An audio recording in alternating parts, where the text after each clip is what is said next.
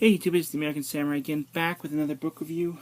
Today we're going to talk about I believe he's one of the lesser known characters in Fawcett Comics.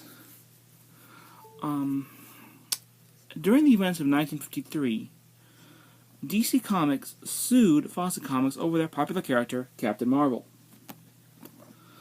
Now, during this event, I'm assuming DC won the case because for a while, Captain Marvel ceased to exist. But an English company created an alternative character. They created Marvel Man. The difference between these characters was very, if little. The stories by Mike Angelo, the art is by Frank Daniels.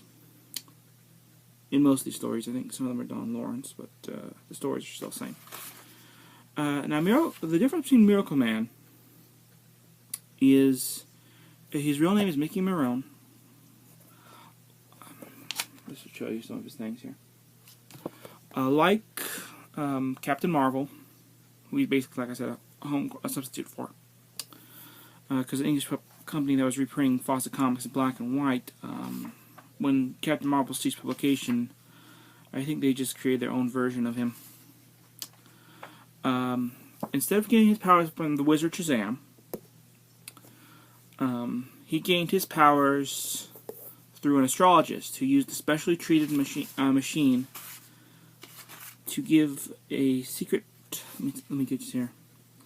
An old scientist discovered the key to the world, the key word to the universe, one that could only be given to a boy who's completely honest and has such integrity that he would only use his powers for good. He finds Mickey Moran, a newspaper copy boy, and treats him with a special machine which enables him to use the secret. Before the scientist dies, he tells Mickey the secret that key word is Kamata, which is a modified version of the word atomic, replacing the C with the K. Mickey remains as he was, but when he alters the magical word, when he alters Kamata, when he says Kamata, he becomes Marvel Man. And like I said, this was basically a placement for that particular series. The only overlap I really see is,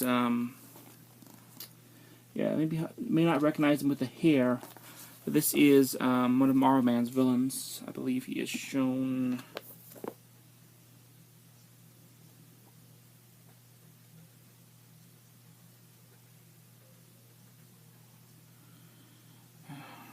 Oh, here it is. Yeah. Here he is. Right here. Yeah, it's that guy, but in that story, he had somehow created a hair tonic that allowed him to regrow his hair. And I think he was, or at least in my volume, I think he's the only overlapping villain we have that really connects these two as being in the same universe. I don't know if they ever did a story that told you why suddenly he's vanished, but whatever. But like I said, he was basically the European counterpart of Captain Marvel. He had some adventures, time traveling, chasing after the March Hare, fighting evildoers. But I think his world was farther into the future than Captain Marvel's, because I remember them saying something about, they're exiling this guy from Earth to a different colony or something. So I think this was set in a different timeline. So I don't think, even if Fawcett ever did start, I think Marvel owns the rights to Marvel Man, whereas DC Comics owns the right to Shazam or Captain Marvel and the Marvel family. Overall, this book was pretty interesting, though I did kind of. You definitely feel like when you're reading this, it is an imitation, a copy, a variation, but it's still the same similarities. But I kind of feel like Shazam is the better book of the two. So I have to give this a 3 out of 10. It's maybe one of the lowest scores I give. This book overall isn't the best book. It's okay, but if I have the choice between this or Shazam, I'm going to go with Shazam every time. His story is more interesting, I think, to me. But like I said, this is more heavily science-based, whereas this is more magic-based. So I don't really know. I know 1953 is when this kind of started publishing. This is volume 2. I don't have volume 1, which would have the origin story. But overall, like I said, 3 out of 10. I can't really recommend this book.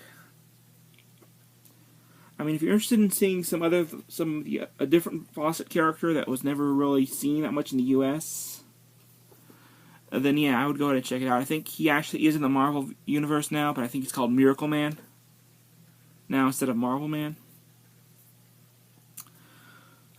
But yeah, overall, 3 out of 10. It was an interesting concept, a unique piece of history. I'm glad I have it in my collection. It was okay, but not my favorite. Like I said, I prefer Shazam over Marvel Man, but you may be the reverse. If you can find this for a good price, and you're interested, then yeah, go ahead and pick it up. But if you're not really big into... If you have a choice, if you see a Shazam book and a Marvel Man book side to side in a store, you're better off probably going with the Shazam book as opposed to Marvel Man. See, I can't really recommend this book, but you know, what may not be interesting to me may be interesting to you. So it's all your preference and choice, but like I said, it all depends. Overall, I guess for the time it was okay, and it was a pseudo replacement for Captain Marvel, but you can't beat the original.